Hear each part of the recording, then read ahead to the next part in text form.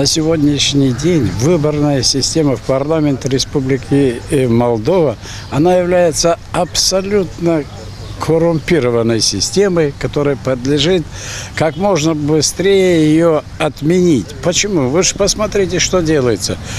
Депутаты, так называемые парламента Молдовы, табунами переходят из одной группировки шайки воровской в другую.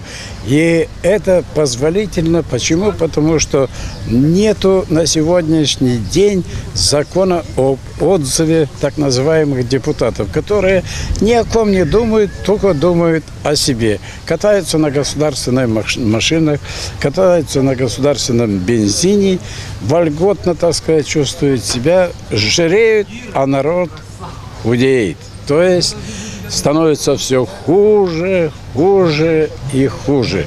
Просвета не видать.